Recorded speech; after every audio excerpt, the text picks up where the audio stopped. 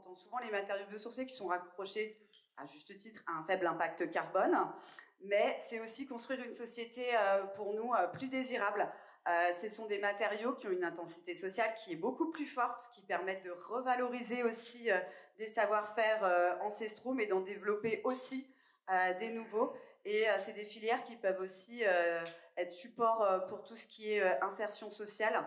Et je pense qu'en ça, la filière terre, elle illustre parfaitement tous ces avantages des matériaux bio et géosourcés. Et c'est pour ça que Novabuild et le collectif, on est ravis aujourd'hui d'être partenaires de cette soirée. Ce qu'on a souhaité surtout partager dans ce livre, c'est de montrer que c'est pas si simple. Et je pense que si vous êtes tous là ce soir, c'est pour ça, c'est pour partager ça. C'est qu'il y a beaucoup de choses positives qui sortent de la diffusion maintenant plus importante et de la communication qui est faite autour de ces matériaux biosourcés, mais les mettre en œuvre, c'est pas si simple. Il y a quand même encore pas mal de freins et la conférence qu'on a souhaité donc organiser autour de cet ouvrage, c'était vraiment une conférence pour se donner la parole ensemble et pouvoir échanger pour continuer à progresser dans l'évolution des filières notamment, et ça c'est plutôt la première partie de cette conférence. Et puis, bien entendu, dans le partage d'expériences, et ça, c'est la deuxième partie. Donc maintenant, je laisse la parole à nos intervenants, que je remercie bien sûr, et à Vincent. Bonjour à toutes et tous. Effectivement, je vais revenir un petit peu sur le guide et sur certains aspects de sa conception et du constat initial en fait qu'on a fait. On a gagné fin 2019 un projet avec Milieu Architecture et Node Architecture en tant qu'associé mandataire, en tant qu'architecte mandataire et associé. Et on s'est rapidement rendu compte lors de la conception de cet ouvrage en pisé qu'on n'avait aucun texte réglementaire pour la construction en pisé porteuse. Et finalement, c'était un frein initial à la conception.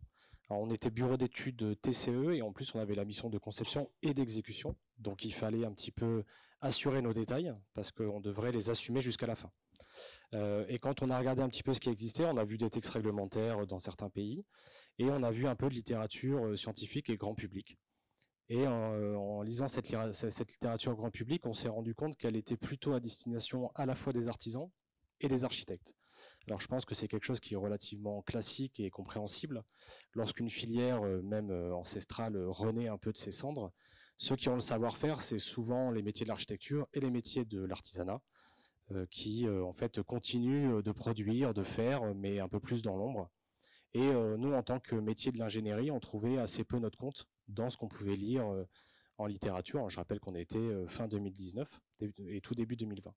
Donc on a monté un atelier en interne, multimétier et multisite. C'était un peu la chance effectivement offerte par AEA de pouvoir piocher un peu dans tous les savoir-faire spécialisés à notre disposition. Donc on a monté un atelier avec des architectes, des ingénieurs structures, thermiciens, énergéticiens, économistes, dessinateurs projeteurs, pour réfléchir à comment dessiner nos plans en pisé. Et donc on s'est basé à la fois sur des textes réglementaires, sur de la littérature scientifique qui est souvent présente. On va pouvoir commencer la première thématique.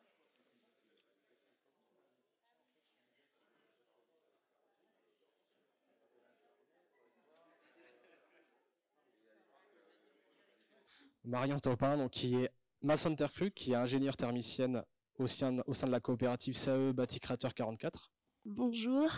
Oui, je suis maçonne et aujourd'hui j'ai été invitée en tant que membre du CTA, le collectif des terroirs armoricains.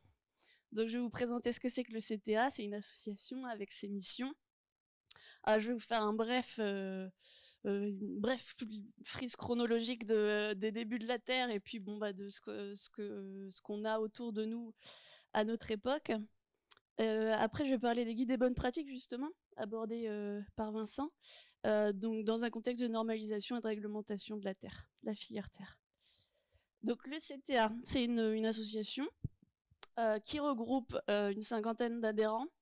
On est des maçons, on est des architectes, des ingénieurs, toute personne finalement intéressée par la filière terre. On est tous bénévoles et on rayonne pour le coup en Bretagne, Pays de la Loire, un peu Normandie. On a une mission qui est assez forte et très importante, c'est une mission d'identification des gisements. de caractérisation de la terre. En fait, on étudie le potentiel de réemploi d'un gisement sur demande de maîtrise d'ouvrage, et on va faire des tests, des prototypes de ça. En fait, on va mettre en place des méthodologies de sécurisation de la ressource, parce que c'est primordial pour nous de garder ces gisements et de pouvoir trouver des espaces de stockage. On est une filière très engagée, quand même, écologiquement, socialement. Tout à l'heure, Juliette parlait d'intensité sociale, on est là-dessus, quoi. Donc, on va être sur des méthodes peu ou pas mécanisées. Donc, c'est intéressant ce soir d'en discuter. On va mettre au cœur de notre pratique, évidemment, le travail humain et puis l'expertise des praticiens. On est sur de la terre non stabilisée, on met pas de chaux, on met pas de ciment.